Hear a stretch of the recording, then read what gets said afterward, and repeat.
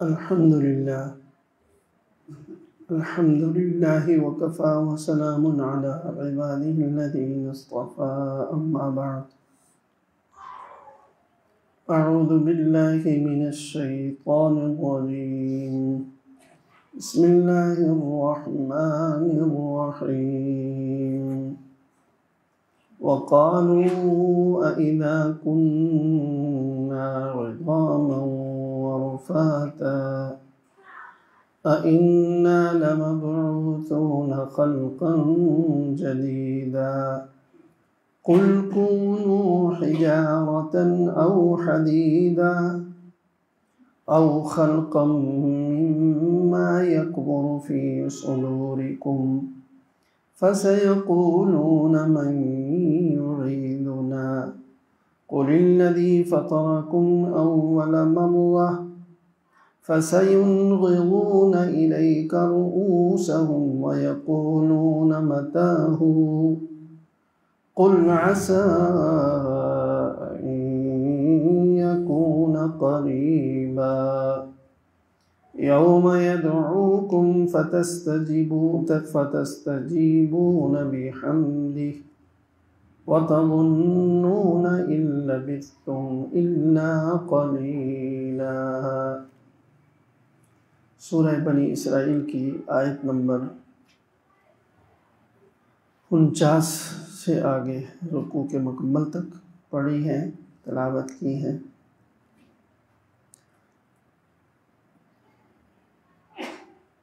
फरमाया कि ये जो मुशरिकीन हैं और काफिर हैं, इन्होंने ये कहा अइज़ा कुन्ना इज़ामन व रुफ़ाता, क्या जब हम हड्डियों में तब्दील हो जाएंगे और हड्डियों में तब्दील होकर वो चूरा चूरा हो जाएंगी हड्डियाँ, अइन्ना लमबऊसून ख़ल्क़न जदीदा, क्या हम उस वक़्त नए सिरे से पैदा करके उठाए जाएंगे। आखिरत दोबारा पैदा होने के बारे में जो उनको हमेशा से जो शुबा था, जो आखिरत का यकीन नहीं रखते, उनको सबसे बड़ा शुबा यही तो है कि उन्होंने कहा कि जब हम हड्डियाँ और वो भी चूरा चूरा होकर उसमें हम तब्दील हो जाएंगे, क्या उस वक्त हम नए सिरे से पैदा हो करके दोबारा उठाए जाएंगे। क्या उस वक्त हमें दोबारा पैदा करके नए सिरे से उठाया जाएगा। तो यानी ये कैसे होगा। कुल कह दीजिए पैगंबर, कूनू हिजारतन औ हदीदा, तुम पत्थर बन जाओ या लोहा बन जाओ, औ खल्कन, या कोई ऐसी मखलूक बन जाओ, मिम्मा यकबुरु फ़ी सुदूरिकुम, कि जिसके बारे में तुम दिल में सोचते हो कि उसका दोबारा पैदा होना ज़्यादा मुश्किल है, तो तब भी अल्लाह ताला तुम्हें दोबारा ज़िंदा कर देगा।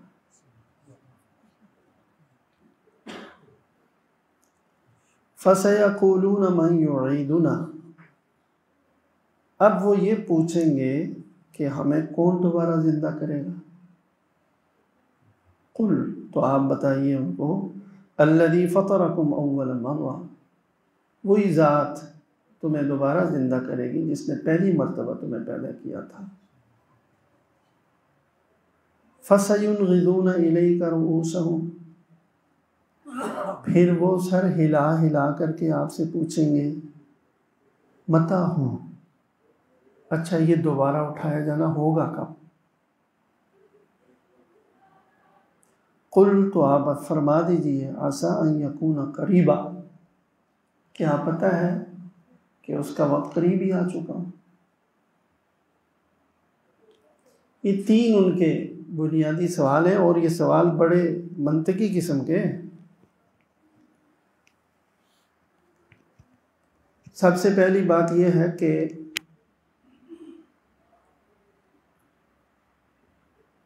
किसी चीज़ के बनाने के लिए सबसे पहले जो मटेरियल है, मादा, वो इस काबिल होना चाहिए कि वो चीज़ बन सके। किसी भी चीज़ का वजूद बनाने के लिए जो उसका मसाला होगा, मटेरियल होगा, जिसको मादा कहते हैं, वो इस काबिल होना चाहिए कि उससे कोई वो जो वजूद बनाना चाहते हैं वो बन सके। वही बेकार है तो कैसे बनेगा? पहला सवाल उनका यही है कि भाई ज़िंदगी, दोबारा ज़िंदा होना जो कहते हैं, ज़िंदगी तो समझ में नहीं आती कि हमारा जिस्म जो है, मर खप जाएंगे हम, हड्डियां हो जाएंगी, मिट्टी में जा कर के जिस्म का जो गोश्त पोस्त है वो ख़त्म हो जाएगा, हड्डियां रह जाएंगी और हड्डियां भी चूरा चूरा हो जाएंगी। तो इसमें तो ज़िंदगी के कोई आसार का इम्कान नज़र नहीं आता एक दुनियावी लिहाज से, जैसे वो खुद समझ रहे थे। ये ज़िंदा होने के तो काबिल ही नहीं, फिर ये कि वजूद बनने के, इससे कैसे इंसान का वजूद बनेगा? हड्डियां भी बाकी नहीं रही, आसाब भी ख़त्म हो गए, बाल भी ख़त्म हो गए, वजूद भी ख़त्म हो गया, तो मिट्टी से दोबारा कैसे बनेगा और इसमें ज़िंदगी कैसे आएगी? उनका ये ख्याल था कि इस वक्त जैसे हम इंसान हैं, हमारा जिस्म तो और तरह का है, इसमें खून है, इसमें पानी है, इसमें क्या क्या चीज़ें हैं, और जब हम मर खप जाएंगे और हमारा जिस्म मिट्टी में मिल जाएगा और वो मिट्टी हो जाएगा और हड्डियां भी फिर चूरा चूरा हो जाएंगी, तो दोबारा इंसानी शक्ल कैसे बनेगी? उनके अंदर तो गोया कि सलाहियत ही नहीं रहेगी। जिस मादे से हमें बनाना जाने का दावा किया जा रहा है, तो उसके अंदर तो ये सलाहियत ही नज़र नहीं आ रही, वो तो खुश्क होकर चूरा चूरा होकर मिट्टी है। दूसरा सवाल ये होता है, यानी दूसरा मरहला किसी चीज़ के बनाने का ये होता है, एक तो ये कि वो जो मटेरियल है वो इस काबिल हो कि उससे कोई वजूद बन सके। वो ये कहते हैं कि ये गोश्त पोस्त का इतना खून से और पानी से और तेल से और चर्बियों से भरा हुआ इंसान इस खुश्क मिट्टी से, और वो भी ख़त्म हो गई है, वो दोबारा कैसे बनेगा? उसका नाक नक्श भी ख़त्म हो गई। वो उनके ख़्याल में ये मादा और ये मटेरियल इस काबिल नहीं है कि इससे इंसानी वजूद दोबारा तश्कील पा सके, हमें समझ में नहीं आता। दूसरा मरहला क्या होता है किसी चीज़ के बनाने का? दूसरा मरहला ये होता है कि बनाने वाला वो कारीगर हो, माहिर हो, और उसके बनाने में कोई कमी न हो। तो इसलिए उन्होंने दूसरा सवाल यही किया कि मैं वहीदुना, ऐसा करेगा कौन, हमें दोबारा पैदा कौन करेगा? ये दूसरा सवाल था। तो पहले सवाल जिसको वो ये समझ रहे थे कि जब हमारा जिस्म मिट्टी में मिल गया, हमारी हड्डियां चूरा चूरा हो गई, दोबारा कैसे गोश्त पोस्त वाला इंसान बन जाएगा, समझ में नहीं आ रहा। उसका जवाब अल्लाह ताला ने दिया। आपने फरमाया कि कुल कूनू हिजारतन औ हदीदा, ये तो तुम्हें मिट्टी नज़र आ रही है ना और हड्डियाँ, मैं उससे बढ़कर कहता हूँ, तुम चाहे पत्थर बन जाओ, लोहा बन जाओ, इनसे कह दो तुम चाहे पत्थर बन जाओ चाहे लोहा बन जाओ, औ खल्कन मिम्मा यकबुरु फी सुदूरिकुम, या कोई ऐसी मखलूक तुम बन जाओ कि जिसके बारे में तुम ये समझते हो कि उसके अंदर ज़िंदगी का होना या उसका ज़िंदा होना बहुत मुश्किल है, वो भी बन जाओ, अल्लाह ताला फिर भी तुम्हें दोबारा ज़िंदा कर दे। तुम्हें ये मुश्किल नज़र आता है मिट्टी और हड्डियाँ? तुम्हारे ख्याल में इनसे ज़्यादा बेजान चीज़ हड्डी और मिट्टी तो फिर भी, ये पहले इंसानी जिस्म का ही गोया कि मादे की शक्ल तब्दील हो गई, तो लोहा तो एक और ज़्यादा सख्त चीज़ है, पत्थर उससे ज़्यादा सख्त और बेजान है तुम्हारे ख्याल में। तो अगर वो बन जाओ या उससे भी कोई और ऐसी चीज़, कोई ऐसा कोई धात, कोई ऐसी मखलूक तुम्हारे जहन में होगी जिसमें कोई हयात कभी हो ही नहीं सकती, वो भी बन जाओ ना अगर, अल्लाह ताला फिर भी तुम्हें ज़िंदा कर दे। ये तो तुम अपनी ताकत और अपनी फहम के मुताबिक सोच रहे हो कि जी जब मिट्टी बन गई और हड्डियाँ चूरा चूरा हो गई तो दोबारा कैसे इंसान बन जाएगा? अल्लाह ताला ने फरमाया कि बेवकूफ़ो, तुम्हें ये नहीं पता कि अल्लाह ताला जब किसी चीज़ को करना चाहे तो अल्लाह के लिए कोई मुश्किल नहीं।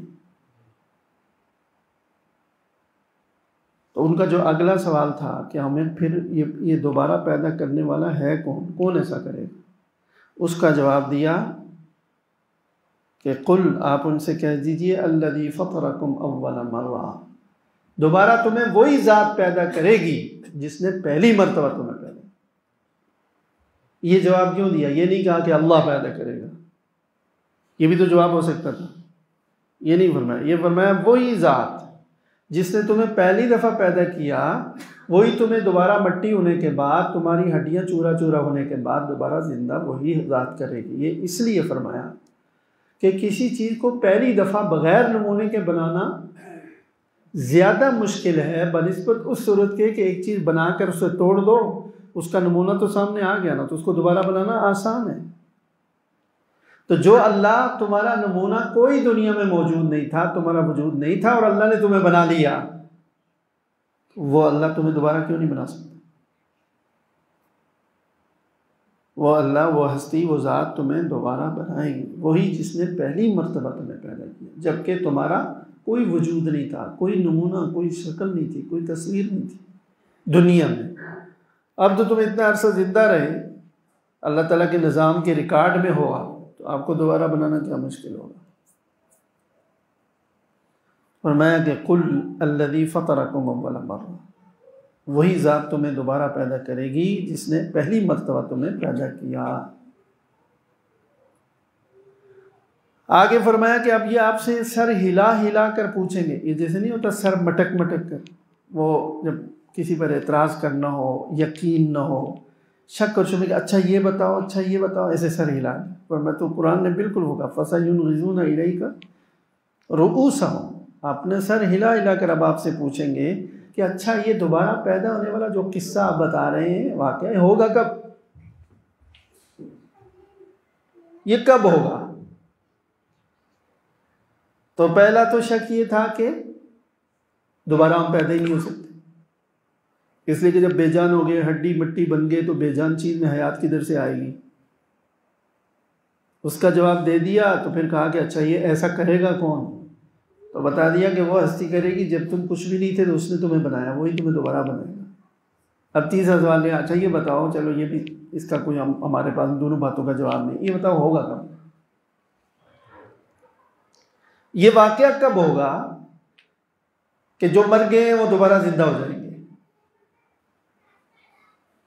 शाहाना जो है ना, बादशाही कलाम है, जवाब दिया आसा अन यकून करीबा, ये नहीं कि पूरी डेट दे दी जाए। रोबदार आवाज़ में फरमाया कि क्या पता करीब ही हो, तुम फिक्र इस उसके होने की क्या फिक्र है, तुम अपनी फिक्र करो। हाँ जी, जैसे एक शख्स आए ना रसूलुल्लाह सल्लल्लाहु अलैहि वसल्लम के, देहाती थे, तो देहाती जो होते हैं, वो जो अरब देहाती है ख़ास तौर पर, या हमारे भी जो पीछे देहात के लोग, तो उनमें एक सादगी और बेतकल्लुफ़ी सी होती है, ज़्यादा अदब आदाब के वाकिफ़ नहीं होते। तो वो देहाती थे, तो इस तरह की सीधी सीधी बात करने गए। उन्हें आकर पूछा, या रसूलल्लाह मता साआ, क़यामत कब है? नमाज का वक्त करीब था, तो उन्होंने पूछा, तो रसूलुल्लाह ने कोई जवाब नहीं दिया। सहाबा इकराम बहुत घबरा जाते थे कि अब रसूलुल्लाह जवाब नहीं दे रहे ना, तो इस आदमी ने, खुदा के बंदे ने ऐसा गलत सवाल किया है कि ऐसा तो नहीं कि रसूलुल्लाह सल्लल्लाहु अलैहि वसल्लम नाराज़ हो गए। सबको एक फ़िक्र सी हुई, हमदर्दी भी थी। नमाज पढ़ ली, नमाज से फ़ारिग़ हुए, तो फिर रसूलुल्लाह सल्लल्लाहु अलैहि वसल्लम ने फरमाया कि ऐन साइल, और सवाल करने वाले साहब किधर हैं? उन्होंने कहा मैं हूँ या रसूलल्लाह। आपने फरमाया कि क्या तैयारी कर रखी है क़यामत के लिए? बड़ा शौक नज़र आ रहा है, क़यामत कब है, क्या तैयारी कर रखी है? तो वो सीधे सीधे देहाती थे, साफ साफ कहा कुछ भी नहीं यार, इल्ला अन्नी उहिब्बुल्लाह व रसूल, बस मुझे अल्लाह और उसके रसूल से मोहब्बत है, बस मेरे पास कुछ नहीं है। तो रसूलुल्लाह सल्लल्लाहु अलैहि वसल्लम उसके जवाब से बहुत खुश हुए। फरमाया अलमरउ मअ मन अहब, आदमी उसी के साथ होगा जिससे वो मोहब्बत करता है। हज़रत अनस इब्न मालिक रज़ी अल्लाह तआला अन्हु फरमाते हैं कि सहाबाए किराम ने जब ये इरशाद सुना कि क़यामत के दिन आदमी का मामला, उसका हशर, उसका हिसाब किताब, सारी चीज़ उसी के साथ होगी जिससे वो मोहब्बत करता है। तो हज़रत अनस कहते हैं कि सहाबाए किराम को इस्लाम लाने के बाद इतनी बड़ी खुशी कभी नहीं हुई जितनी ये इरशाद सुनने के बाद हुई, इसलिए कि सबको रसूलुल्लाह सल्लल्लाहु अलैहि वसल्लम से मोहब्बत थी। इसलिए कि अमाल तो कोई क्या पेश कर सकता है, अमाल कोई पेश कर सकता है अल्लाह के सामने? क्यों? इस वास्ते कि हमारी ज़िंदगी थोड़ी सी है। तो वहाँ जो इनाम मिल रहा है वो कितना, अरबों साल खरबों साल पर मुहीत है। हम अगर 70 साल पूरे सजदे में ही गुजारें तो वो सिर्फ 70 साल ही है, लेकिन उधर से इनाम क्या मिल रहा है, हमेशा हमेशा के लिए। और कि वो चीज़ें कैसी हैं, इनामात कैसे, तो उसके लिए रसूलुल्लाह सल्लल्लाहु अलैहि वसल्लम फरमाया माला ऐनुन रअत वला उज़ुनुन समिअत वला खतर अला क़ल्बि बशर। जन्नत की नियामतें ऐसी हैं न किसी कान ने वो सुनी है, न किसी आँख ने देखी है, न किसी के दिल में उनका ख्याल ही गुजर सकता है। वो ऐसी चीज़ें कैसे ख्याल गुजरेगा, हम समझ ही नहीं सकते। दुनिया में ऐसी ऐसी नियामतें हैं। कुरान करीम में फरमाया फ़ला तअलमु नफ्सुन मा उख़फ़िय लहुम मिन क़ुर्रति अयुन। आहा, लोगों को नहीं पता उनकी आंखों की कैसी ठंडक हमने छुपा कर रखी है। लोग नहीं जानते मा उख़फ़िय लहुम, जो हमने छुपा कर रखी है उनके लिए, उनकी आंखों की ठंडक। जन्नत के बारे में फरमाया कि इसका यकीन आ जाए तो दुनिया छूट जाए हमसे, दुनिया की लज्जतें छूट जाए, गुनाह और मासी से तो नफरत हो। तो इस वास्ते यानी अल्लाह ताला अमल तो कोई नहीं पेश कर सकता ना, अल्लाह ताला के तरफ से जो उसका पर इनाम मिल रहा है वो ज़ाहिर है हमारी अमल से कहीं ज़्यादा बड़ा। तो इस वास्ते हम क्या अमल पेश करेंगे कि जी हमें जन्नत और हमें जो नियामत मिले वो इसके बदले में, अगर हो भी आला दर्जे का अमल हो तब भी, वरना हमारे अमाल तो ऐसे ही। वो जो किस्सा सुनाया था मैंने कल परसों बयान मजलिस में, कि वो हारून रशीद को जो मीठा पानी का मश्क भर करके लाया था बदबूदार, हमारे अमाल की वो मिसाल है। हम खुश हैं, बड़ी नमाज पढ़ रहे हैं, ज़िक्र तिलावत कर रहे हैं, हम ये कर रहे हैं, तो वहाँ जाकर पेश करेंगे। लेकिन उम्मीद है अल्लाह की रहमत से कि वो ऐसे ही कबूल कर लेंगे जैसे खलीफा हारून रशीद ने कबूल कर लिया। इंशाअल्लाह अल्लाह की रहमत से उम्मीद है।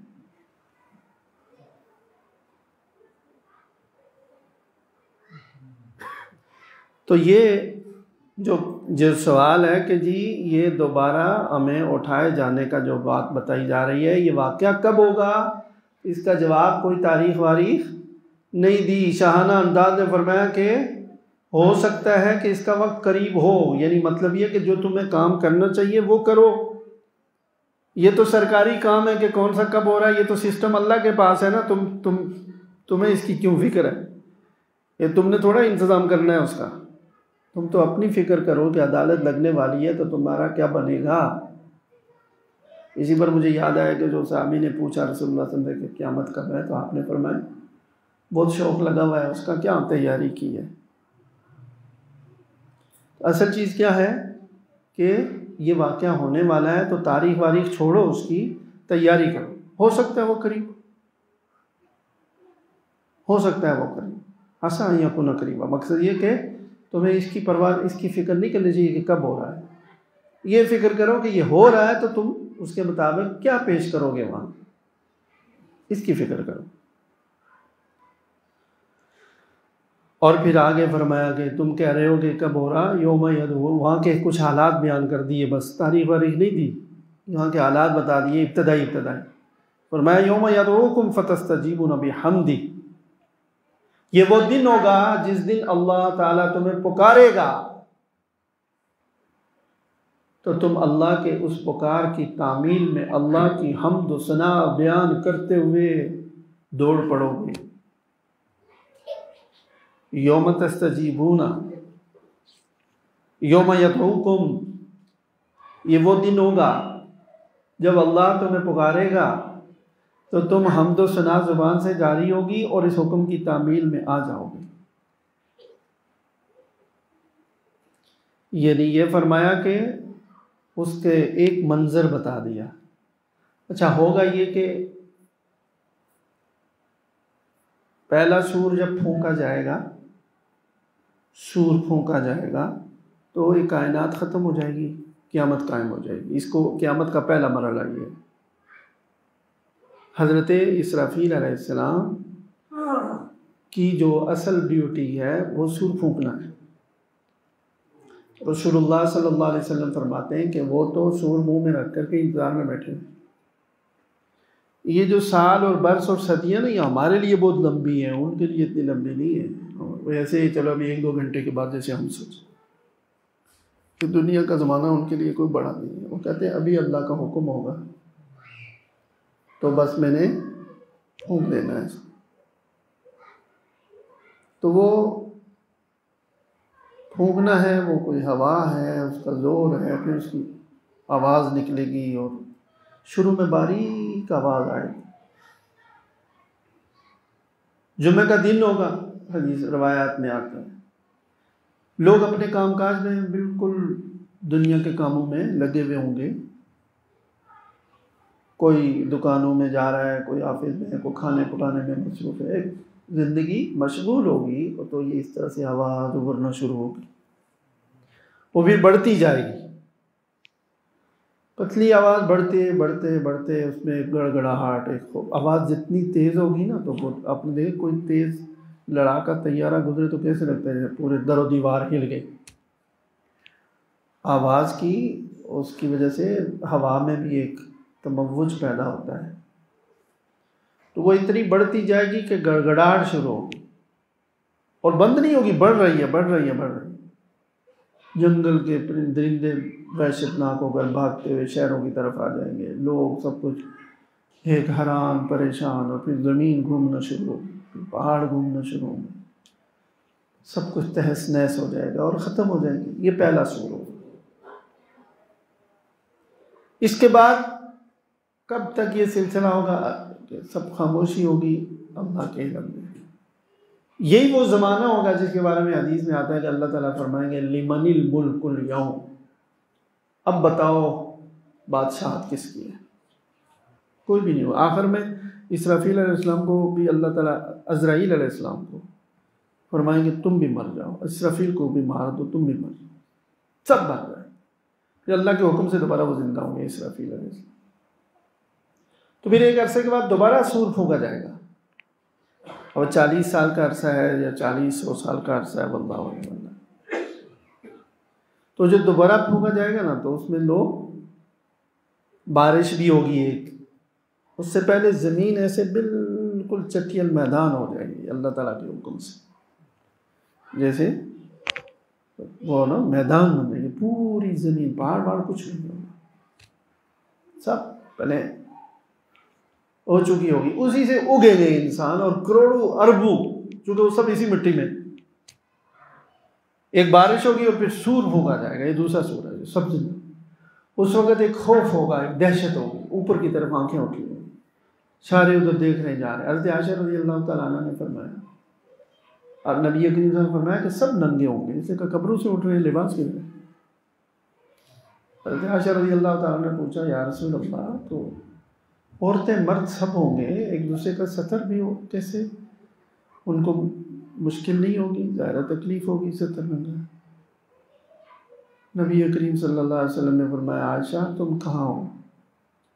उस वक्त किसको सतर का होश होगा? वो ऐसा दहशतनाक मौका होगा कि सबकी आंखें ऊपर की तरफ उठी और भागे जा रहे हैं उस आवाज़। ये मरला होगा। और इसके बाद इसी मौके पर या इसके बाद किसी दूसरे मरले पर अल्लाह ताला की तरफ से बाकायदा नाम लेकर भी पुकारे जाएंगे। तो बहुत सारे मराहिल आएंगे मैदान हशर में। थोड़ी थोड़ी चीज़ें बताई गई हैं कि जो हमारे लिए यकीन बस इतना काफ़ी हो कि कुछ होने वाला है। तफसीलात तो आंखों से ही देखी जाएगी, एक मरहला वो भी आएगा। अब जो ये फरमाया ना इस आयत में कि जिस दिन अल्लाह ताला तुम्हें पुकारेगा तो उसके पुकार की तामील करते हुए तुम हम्द व सना कहते हुए निकल खड़े होगे, ये वो दिन होगा। तो ये किस मौके की बात है, इसलिए मैंने पूरी तफसील बताई। तो बाद ने कहा कि ये पुकारने से मुराद ये सूर इसराफील ही है, क्योंकि अल्लाह के हुक्म से वो फूकेंगे। तो उस वक़्त लोग कब्रों से जब उठकर भागेंगे तो बेइख्तियार उनकी ज़ुबान से अल्लाह की हम्द व सना जारी होगी, चाहे वो मुसलमान हो या काफिर, ये बेइख्तियार होगी। सुबहान अल्लाह, क्या हो गया ये। तो फरमाया कि ये वो दिन होगा, उसकी होलनाकी को सोचो और तुम यहाँ दुनिया में किस तरह से बेपरवाही से और नखरे से बातें करते हो।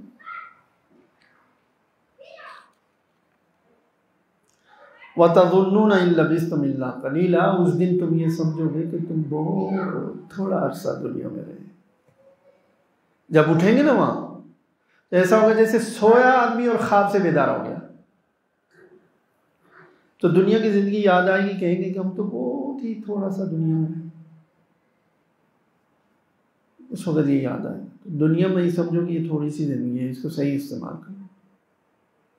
अल्लाह ताला हम सबको फ़िक्र आखिरत अता फरमाए और जो ईमान की नियामत अता फरमाए इस पर हम शुक्र नहीं अदा कर सकते।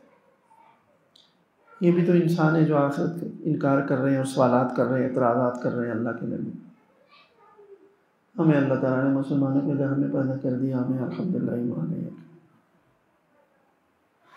अल्लाह ताला इस जो ईमान है ना, हमारा ईमान किस तरह का है, दर्जाए इल्म में है, नज़रिए में, दर्जाए हाल में नहीं है। जब ये दर्जाए हाल में बनता है ना तो सहाबा इकराम जैसे लोग बनते हैं, या नेक अहलुल्लाह जैसे लोग बनते हैं। यानी हम ज़हन में तो है कि ठीक है आखिरत है, इसलिए ईमान मोमिन होने के लिए, कुफर से बचने के लिए तो इतना ईमान भी काफ़ी है, ये भी अल्लाह का शुक्र है। लेकिन ये ऐसा याद रहे, कैफियत बन जाए, हालत बन जाए, तो फिर कोई गुनाह नहीं हो सकता, फिर अल्लाह की नाफरमानी नहीं हो सकती। तो ये जो इल्म के दर्जे में, नज़रिए के दर्जे में अल्लाह ताला ये हमारी हालत बन जाए, कैफियत बन जाए ईमान की। तो ये इसी तरह बनता है कि इसका मुज़ाकरा करें, जैसे अभी हम मुज़ाकरा कर रहे हैं, और ख़ुद सोचना भी चाहिए, बैठकर तफक्कुर भी करना चाहिए, उससे भी ईमान बढ़ता है। अल्लाह ताला हम सबको सलामती ईमान के साथ दुनिया से रुखसत होना नसीब फरमाए और दुनिया में अल्लाह ताला तक़वा